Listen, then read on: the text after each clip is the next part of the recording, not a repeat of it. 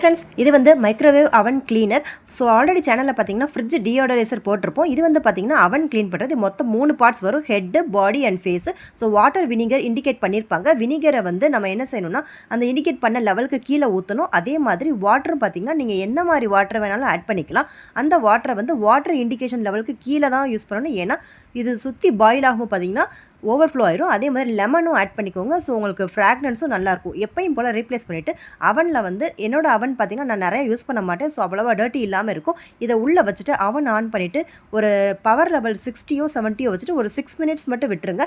இது அப்படியே உள்ளே சுத்த பாயில் ஆகும். ஒரு 4 மினிட்ஸில் உங்களுக்கு நல்ல ஸ்மெல்லு வரும். அதே மாதிரி பார்த்திங்கன்னா முடிஞ்சதுக்கப்புறமா நம்ம ஓப்பன் பண்ணிவிட்டு இங்கே எவ்வளோ ட்ராப்லெட்ஸ் இருக்குதுன்னு பாருங்கள், தெரியும். ஸோ இதை வந்து நம்ம அப்படியே க்ளீன் பண்ணிக்கலாம். மிச்சம் இருக்கிற தண்ணியை நீங்கள் அப்படியே சிங்கோட ட்ரைனிங்லேயே ஊற்றுனா உங்களுக்கு அடப்பு இருக்காது. இது பிளாஸ்டிக் பாடி மெல்ட் ஆயிடாது. டிஷ் வாஷர் சேஃபும் கூட.